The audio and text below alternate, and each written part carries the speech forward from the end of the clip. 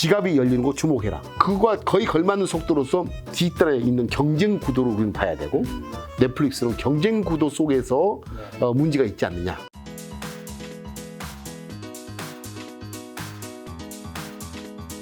자, 미국 쪽에서 그럼 한 가지 또 질문만 드려보면, 넷플릭스 올 1분기 이제 유료 가입자 수가 20만 명 가량 줄어들었고, 2분기에는 가입자 수가 200만 명 더 줄 것으로 예상된다고 이제 밝혔는데, 그래서 이제 주가가 그날 35.12% 이제 폭락했는데, 아까 이제 또 콘텐츠 좋게 보신다고 하셔서 넷플릭스는 또 관련된 기업이니까요. 향후 좀 어떻게 보시는지. 일단은 저희들이 그 주가를 결정하는 큰 요인을 크게는 이제 유동성의 힘과 이제 가치의 힘이라고 보고 있는데, 이제 유동성의 힘은 최근에 유동성이 빡치지 않으니까 주가에 조정을 미치잖아요. 이제 그 부분은 여기로 두고, 가치의 힘은 세 가지 변수 같아요. 수요와 경쟁으로부터 나오는 이익, 그리고 그 이익에 부여할 비즈니스 모델, PER이죠. 그래서 기저값은 수요, 경쟁, 그리고 PER 문제인데, 사실 넷플릭스나 이런 OTT 업체 같은 경우는 사실은 수요는 그나마 아주 뭐죠? 시장 전체는 꼭대기는 아닌 것 같아요. 더 늘 여지는 있다고 보는데, 경쟁이 너무 치열하지 않느냐. 그래서 저는 그 경쟁력 유지 비용, 그러니까 경쟁도 혼자가 아니에요. 엄청난 애들이 붙은 거예요. 넷플릭스, 디즈니, 애플, 수많은, 거기다가 틱톡조차도 거의 경쟁자일 수도 있잖아요. 그래서 사실 그 넷플릭스나 그런 OTT 기업들은 시장은 조금의 기울기 값은 세게 늘다가, 우리 집안에 같이 있으면서 세게 늘다가 시장의 성장세는 조금은 완만하게 느는데, 완만하게 느는 것보다 더 치열한 경쟁 격화가 지금 우리 눈에 보이기 시작했고, 두 번째로는 그 유지 비용, 그걸 경쟁력을 유지하기 위한 경쟁력 유지 비용이 너무 과하게 지금 되고 있다. 그런 속에서 지금 넷플릭스가 있어가지고, 오히려 저는 항상 이럴 때마다 우리 S플러스는 멈추지 말고, 그러면 경쟁을 먹고 사는, 그런 경쟁을 먹고 사는 기업에 투자하지 않느냐. 그게 대장장의 이론이죠. 치열하게 전사들이 싸울 때 그 뒷단에서 망치, 칼, 활을 파면서 돈을 버는 회사. 그래서 저는 오히려 미국의 OTT 거대한 애들이 싸움 이 전사라고 믿고 있고, 전사. 이 전사들의 틈바구니에서 물건을 파는 우리 K 컨텐츠하고 연결성을 저는 이제 저희들은 갖고 있죠. 그래서 그런 점에서 최근에 넷플릭스 조정이 이제 그것도 쳐다 우리가 알고 있는 사실이 주가에 많이 됐지. 25% 빠졌나요? 그때? 35%. 35%. 그래서 우리는 항상 사실 수요 굉장히 중요합니다. 지갑이 열리는 거 주목해라. 그거와 거의 걸맞는 속도로서 뒷단에 있는 경쟁 구도로 우리는 봐야 되고, 그리고 비즈니스 모델 견고성, 이 세 가지 관점에서 아마도 넷플릭스는 경쟁 구도 속에서 문제가 있지 않느냐라고 생각하고 있죠. 이 부분에서 또 양쪽의 의견이 다 있더라고요. 한쪽은 그래도 넷플릭스 1위고 이건 계속 유지할 것이라는 사람들이 있고, 한쪽은 경쟁이 너무 치열하고 넷플릭스 말씀하신 대로 비용 이런 것들 35% 폭락한 시점에서 이제 사야 된다는 사람과 이제 아니다라는 시점이 나뉘는 건데, 어느 쪽이 본부장이 좀 더 가까워요? 저희는 일단 이러한 논리가 나왔다는 것 자체가 경쟁이 굉장히 격화됐다는 거기 때문에 넷플릭스의 일방향으로 보기는 어려워졌다는 거죠. 그러니까 일방향으로 볼 수 있던 시즌은 산업이 무조건 다 성장을 할 거고 넷플릭스가 더 마켓쉐어를 많이 가져갈 거다라고 생각했던 시기에는 우리가 그럴 수 있지만, 이제는 충분히 많이 넷플릭스에 익숙해져 있고, 사람들이 이제 구독자 자체도 2억 명이 넘는 거기 때문에 굉장히 많이 익숙해져 있는 상황인 거고요. 경쟁이란 걸 얘기해야 되는 상황 자체가 좀 불편한 상황이라고 생각을 하고 있고, 그 경쟁하는 기업들의 사이즈가 너무 크다라는 것과, 그래서 저희는 이제 대장장이 뒤에서 공급할 수 있는 기업에 좀 더 주목을 해야 된다. 근데 이게 사실 CJ&M 산하의 스튜디오 드래곤이 상장할 때도 비슷한 얘기를 했었어요. 그 당시에 넷플릭스에만 작품을 팔고 있었는데도 불구하고 디즈니라든지 다른 회사들이 들어올 거다. 경쟁이 심화되면 우리 같은 컨텐츠 프로바이더는 굉장히 좋은 시기가 올 거다라고 그 당시부터 얘기했지만, 이게 거의 한 4년이 걸린 거거든요. 실제로 그렇게 되기까지. 그래서 요새 이제 우리나라 컨텐츠 기업들은 좋은 상황으로 바뀌고 있는 상황이고요.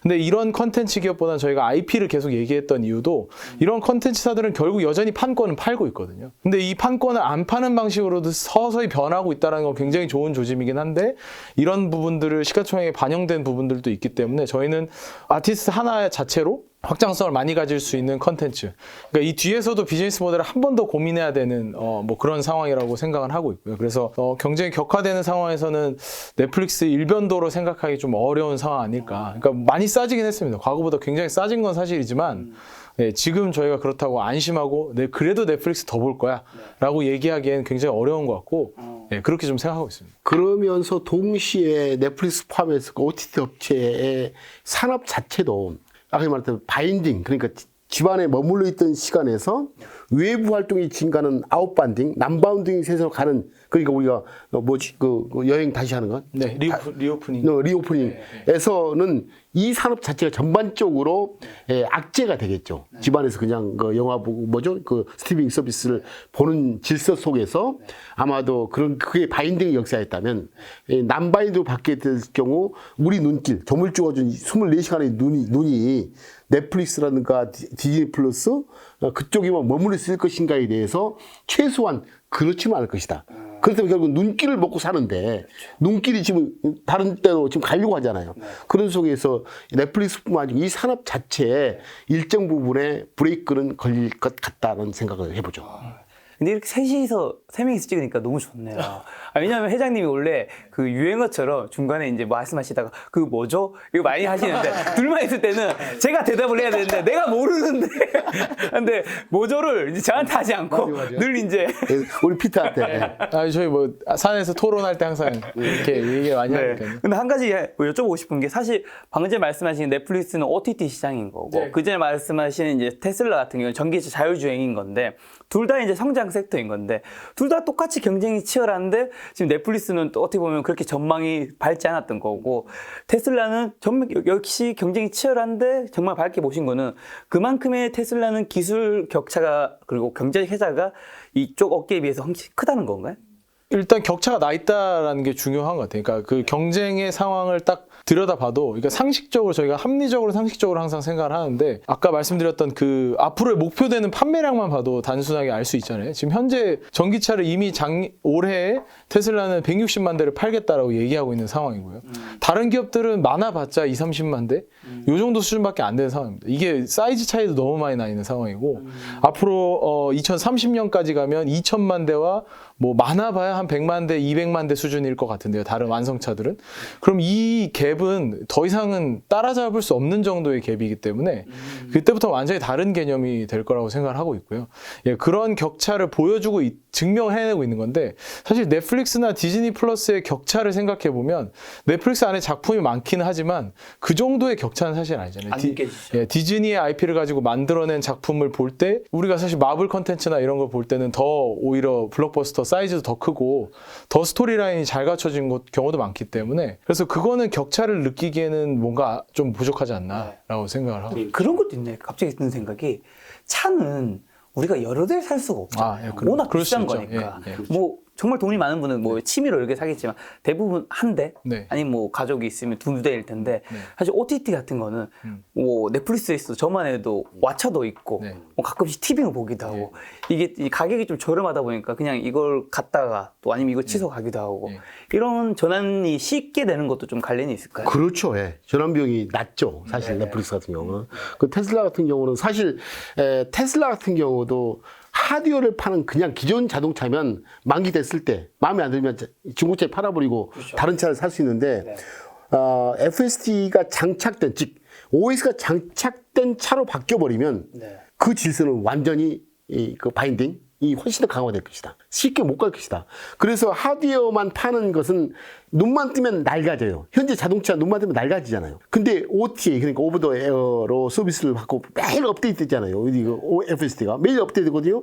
그러면 이 OS로 장착된 자동차는 눈만 뜨면 새로워져요. 자동차가 왜 자동차가 새로워지지? 소프트웨어가 바뀌니까. 더 똑똑이니까. 그래서 자동차의 질서가 스마트 모빌리티로 바뀌어버리면 자동차의 질서는 완전히 바뀌어버린다. 그러니까 시간이 가면 갈수록 더 비싸져 버려. 오히려 중고차가 싸지는 이유는 하드웨어에 대한 감모 손실 때문인데 OS로 무장된 자동차는 오히려 시간의 가치를 다 쌓아가는 자동차로 볼 수도 있거든요. 그래서 사실 그 자동차하고 OTT하고는 전환 비용도 자동차가 더 높고 또 OS로 장착된 자동차는 더 높을 것이고 두 번째는 경쟁자의 강도가 사실 넷플릭스의 경쟁자는 너무 센 애들이잖아요. IP를 갖고 있는 디즈니, 뭐 애플 TV, 뭐 엄청 센 애인데 사실 테슬라 경쟁자는 제 눈은 사실 전기차 보다 리비안, 누시스 경쟁이 안 되거든요. 높죠.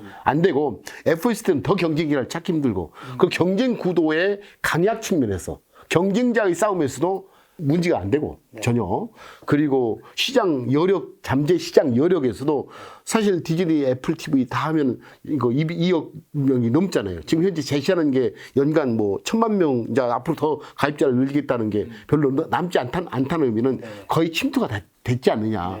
그래서 잠재 시장 여력, 그 경쟁 강도 속에서 경쟁자의 강약, 세나가 없느냐, 센 애일수록 경쟁력 유지력이 더 세겠죠.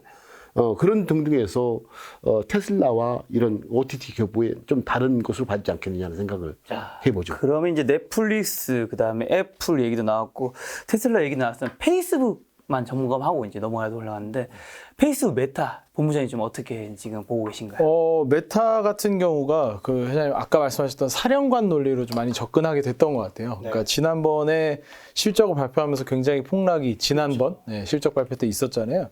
근데 그때 있었던 가장 중요한 사건 중에 하나는 뭐 MAU의 성장성이 떨어졌다 뭐 이런 것도 있었겠지만 저희가 더 주목했던 부분은 iOS 14 업데이트 되고 난 다음에 일어났던 광고 최적화가 안 되는 상황.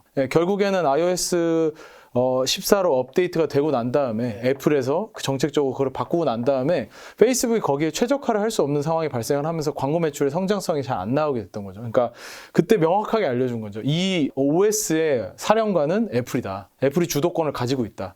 그렇다라고 한다면 페이스북의 시가총액이 지금 뭐 550 빌리언인데 뭐 이 정도의 시가총액을 훨씬 더 넘어서면서 1000빌리언 이상 뭐 애플이나 테슬라를 위협할 정도의 사이즈로 가기에는 사령관이 위에서 누르고 있다라는 생각을 많이 하게 됐던 거고요.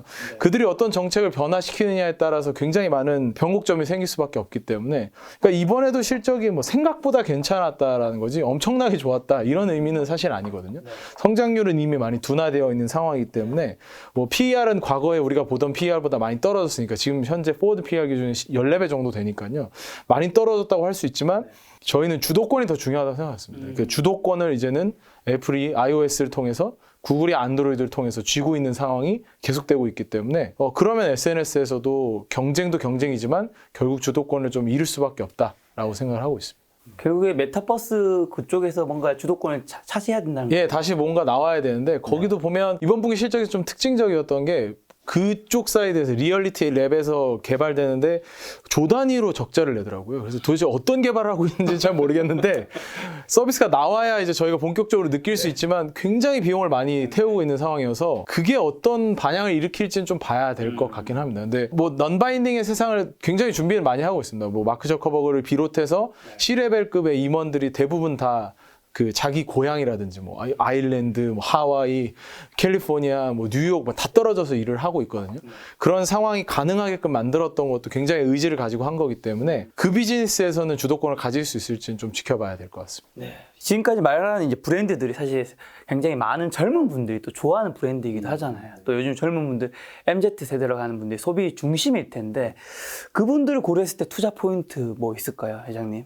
글쎄, 저희들도 그 미래에 항상 그 영 에이지 컨슈머에 대해서 주목을 하거든요. 이제 그분들이 사실 한번 그 지임하고 그 친구들을 자기 소비자 지갑을 여는 사람으로 이제 엮어내면 미래에 엄청난 롱텀 밸류가 쌓이니까 자 그런 점에서 저는 어쨌든 영상도 좀 그 우리가 그 옛날 어렸을 때는 요즘 젊은 친구분들은 제가 정확히 모르겠지만은 좀 그 속도가 빠른 것 같아요. 빠르죠. 엄청. 그러니까 우리가 어렸을 때 열애 편지는 써놓고 한 달 기다릴 수 있잖아요. 한 달. 그런 2달 기다렸죠. 네. 문자가 오면서 성격이 급해진 것 같아. 그렇죠. 문자에 답이 없으면 이제 조금 이제 그 화를 내기도 하고 조급해지고. 그 다음에 카카오톡 있으면서 일자가 안 없어지면 더 화를 내고. 왜 안 읽을까? 네. 그러면서 이런 게 아마도 틱톡이 최근에 성공을 한 이유도 젊은 사람들의 취향을 자극했던 게 아닌가. 그분들의 동선 속에서 이 동선이 굉장히 빨라지고 있구나.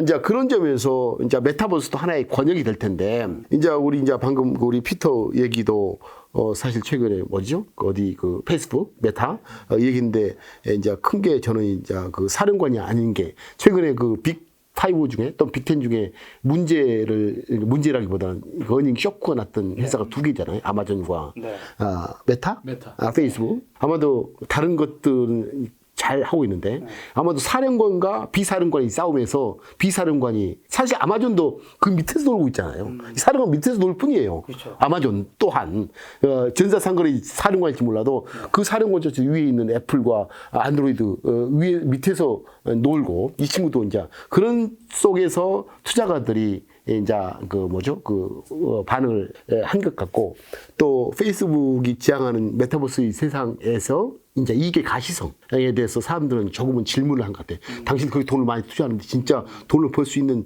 그게 산업일까? 더군다나 웹 3.0이 나오게 되면 모든 산출물은 이 최종 최초의 생산자 내지 거기에 등장했던 수많은 연결고리들이 돈을 가져가지 메타버스의 지존이 옛날처럼 플랫폼 업자들이 돈을 다 가져가지 않는다 지주들이. 그래서 이 메타버스의 이게 가시성에 대한 물음 속에서 그 수많은 투자가 진짜 이익으로 엮어날 것인지 그리고 웹 3.0의 질서 속에서 진짜 주주 이익으로 귀속될 것인지 세 번째로는 당신들 B2C의 메타버스의 질서를 생각하는데 B2B 질서 속에서 마이크로소프트와 싸움에서 B2B는 돈이 될 수도 있겠다. B2B는 사실 오피스 365 등등으로 해서 B2B 기업을 너무너무 많이 데리고 있잖아요. 그 친구들이 메타버스에서 회의도 할 수 있고 원격 하이브리드 워크 속에서 새로운 질서를 하게 되면 오히려 메타버스가 진짜 이익이 된다면 이익의 관심이 보인다면 마이크로소프트에 투자하고 싶은데 라는 투자자들이 메타의 점수를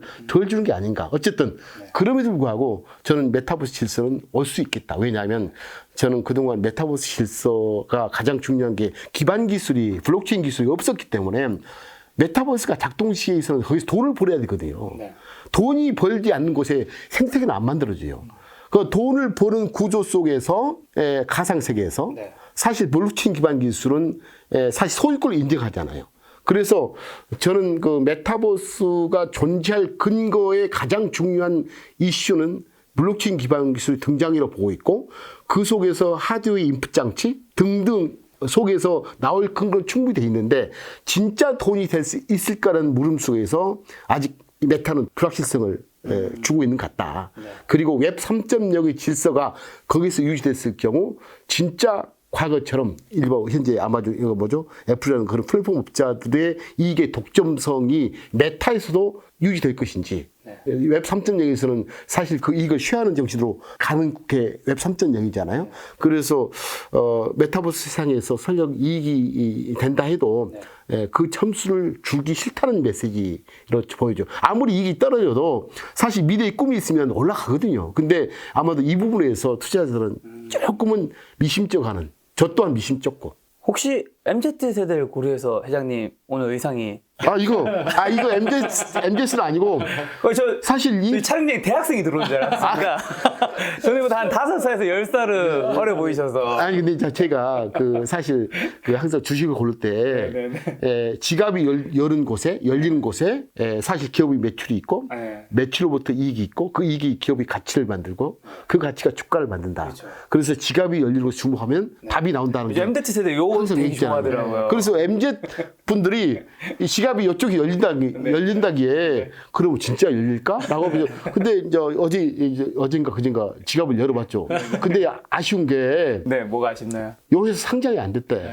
상장이 안 돼 됐지. 있습니다. 그래서 너무 아쉬워가지고 참 입었어도 좀 쑥스럽네요. 알겠습니다. 이제 본부장님 MZ세대 아무래도 좀 더 가까운 나이대시니까 아마도 M세대 끝쯤 걸려 있는 거. 제가 82년생인데 저 87년생이라서. 좀 더. 네. 근데 MZ라는 게 결국에는 저는 두 가지 정도로 요즘에 좀 보고 있거든요. 그들의 이제 소비 성향에 대한 변화. 그러니까 영에이지를 아까 말씀하셨던 것처럼 그들이 어디에 흥미를 느끼는지를 좀 계속 관찰하는 게 매 시대마다 중요한 영역인 것 같아요. 그러니까 MZ라고 저희가 지금은 얘기하지만 또 다음 세대가 되면 다른 용어 표현이 나올 거고. 근데 항상 그 영에이지들이 어디에 주목하고 있는지가 중요한데 첫 번째는 요새 좀 보면은 실적 발표에도 나왔던 기업이긴 한데 골프존 같은 기업들 보면 네, MZ에 확실한 관심을 끌었죠. 원래는 굉장히 나이 많은 사람들만 하는 고급 스포츠로 분류되던 것이 대중적인 스포츠로 많이 분류가 되면서 인스타그램 난리더라고요. 예, 인스타그램에 골스타그램에 아주 난리잖아요. 예, 골프 나가서 사실 골프 치는 것보다는 사진을 더 많이 찍는 것 같긴 한데 요즘 다들 골프 치는 것 같아요. 예, 예. 그게 굉장히 유행인데 SNS와 맞물리면서 사실은 그게 보급이 된 거니까요. 그러지 않았다면 사실 과연 이 MZ의 여자들이 나가서 골프를 했을까? 이제 라운드마다 옷이 바뀐다는 얘기도 있죠. 네네네. 뭐 전반 후반 바꿔서 한다라는 얘기들은 많이들 있는 것 같고요. 단순히 골프뿐만이 아니라 우리의 취향이 바뀌는 곳, 우리의 눈이 바뀌는 곳으로 주목을 해야 된다는 게 첫 번째고요. 그다음 두 번째는 덕후의 시대이잖아요. 지금은 정말 이제 과거에는 오타쿠라고 하면 좀 뭔가 폐쇄적이고 자기가 좋아하는 것만 하고 이런 시대였는데 요새는 이제 그런 덕후들이 만들어내는 서브컬처라는 게 굉장히 중요한 것 같습니다. 물론 웹툰 같은 경우는 지금 이제 더 이상 서브컬처는 아니지만 웹툰 안에서도 특정 장르라든지 어떤 장르에 국한되는 사람들 굉장히 매니악하게 보는 분들은 사실 그 기업이 어떤 예를 들어 게임 같은 거 보면 어떤 게임을 전문적으로 이것만 정말 많이 하는 사람들을 보면 이 게임이 나오면 잘 될 건지 안 될 건지 거의 바로들 서로들 얘기하면서 알잖아요.